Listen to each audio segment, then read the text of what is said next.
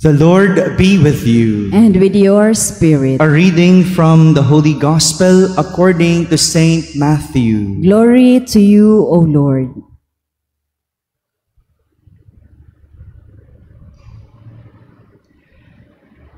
Jesus said to his disciples, "Not everyone who says to me, 'Lord, Lord,' will enter the kingdom of heaven, but only the one who does the will of my Father in heaven.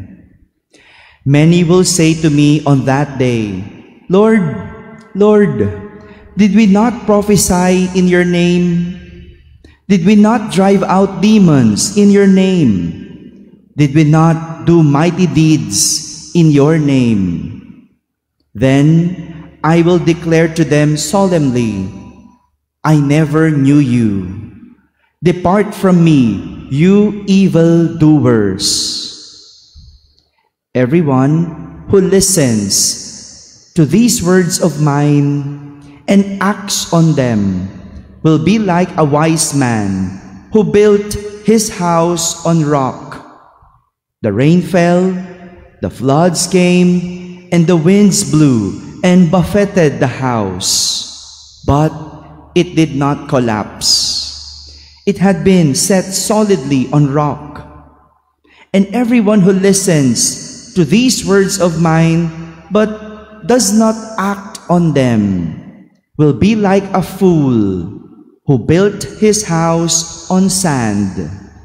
The rain fell, the floods came, and the wind blew and buffeted the house, and it collapsed and was completely ruined." When Jesus finished these words, the crowds were astonished at his teaching, for he taught them as one having authority and not as their scribes.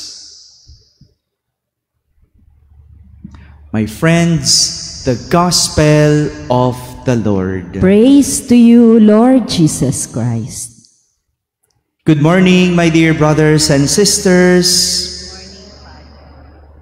These past few days, Jesus has been teaching his disciples about the kingdom of God. In the Bible, whenever we hear the words kingdom of God, it refers to heaven, langit. And last Tuesday, review tayo konti, atras tayo ng 2 days. Last Tuesday, Jesus used 2 images to show the way to the kingdom of God. That is the narrow gate and the wide gate. And Jesus emphasized that the wide gate, which people usually choose, leads to destruction. And the narrow gate, which few people choose, leads to life. So, nasa inyo na. Kung anong pipiliin nyo, wide or narrow gate. That's the way to the kingdom of God. Yesterday, Wednesday, Jesus used the image of a good tree that bears good fruit to describe a person worthy of the kingdom. Take note, good tree with good fruits. Minsan kasi, good tree lang, ang ganda ng puno, ang laki, madahon, pero walang bunga. It should be good tree and good fruit. This is the image of a person worthy of the kingdom. As Jesus warns his disciples, every tree that does not bear good fruit will be cut down and thrown into the fire. That's yesterday.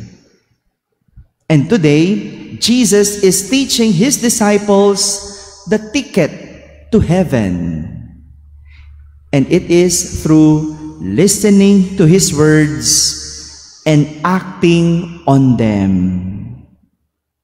There is no other means to go to heaven but to listen to God's word and act on them. Not even our prayer, yung pagsisimba natin, not even that could help us reach heaven. Well, it could aid, makakatulong, but that alone could not reach us to heaven. Because Jesus said, not everyone who says to me, Lord, Lord, will enter the kingdom of heaven, but only those who does the will or who do the will of my Father in heaven. Only those who do the will of my Father in heaven. Listening and doing the will of God is our ticket to heaven. For this is also our means to holiness. Ito rin yung ating daan sa kabanalan. Notice, the life of the saints were not lived out according to their preference. Hindi sa kanilang sariling gusto, but on God's will, sa kagustuhan ng Diyos. They did not only please themselves or others, but more so, they pleased God. They did not only what is pleasing to God, but also what pleasing to others. Same goes, no? Kung ano yung kaaya-aya sa iba, kaaya-aya sa Diyos. Kung ano yung kaaya-aya sa Diyos, kaaya-aya sa iba. At yun ang ginawa nila. And this is what holiness is.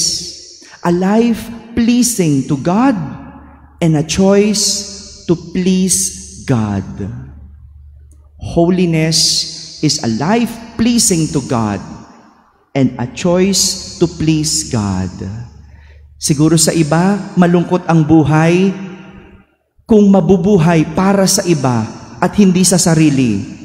Yung sinusunod, hindi ang sarili, kundi ang kagustuhan ng iba. But in the case of the saints, in the case of the holy, hindi ibang tao ang sinusunod.